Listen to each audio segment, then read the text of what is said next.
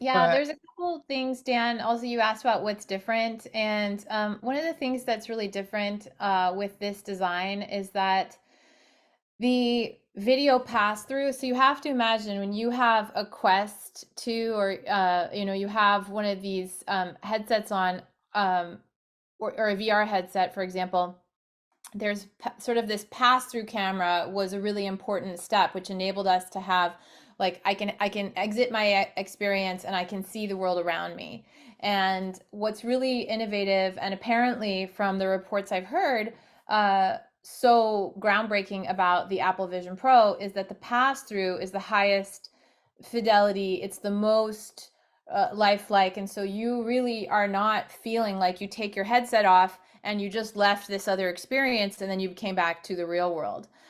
So what I like about it is that, maybe sort of playing off of what Paolo is discussing on the collaboration, is that instead of feeling like you're going to collaborate and you have to enter into a game environment or you have to enter into this other world in order to do it, the collaboration feels like it's just an extension of your desktop. It feels like it's an extension of our reality, because it's powerful and the pass through is so much better.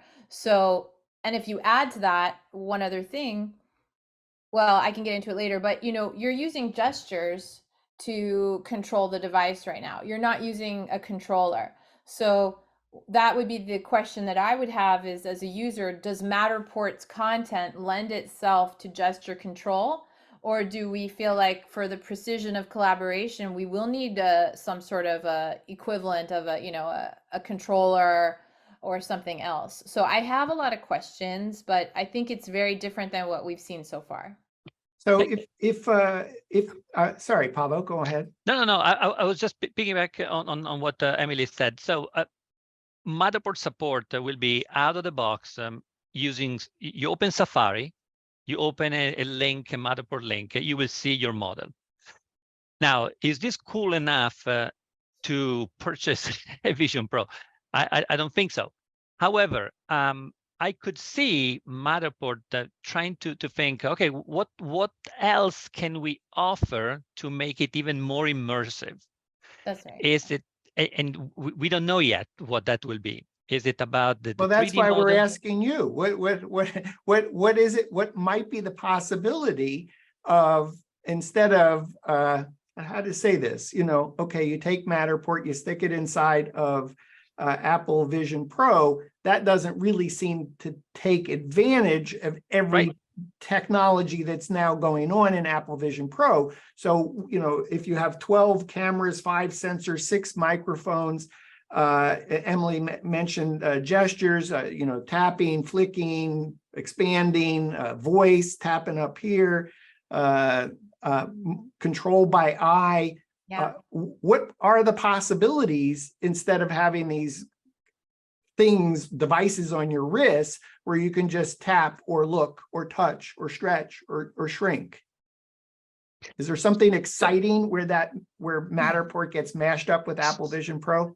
So do you remember when a Matterport supported what was called VR Core or something? Yeah, VR Core. It felt more immersive already. And then people already said, oh, this is so cool. However, I can only move, but I cannot have all the, the matter tags and so on.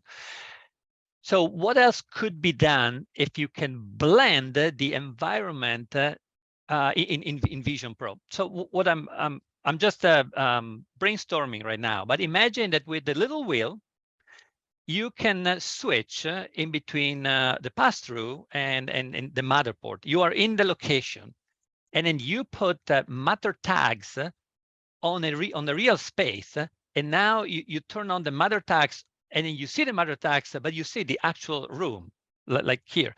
So I tap the matter tag, and I see magically things happen, but all those matter tags are being authored originally on the Matterport platform, and they perfectly overlap and overlay with the actual environment. To me, that's pretty cool.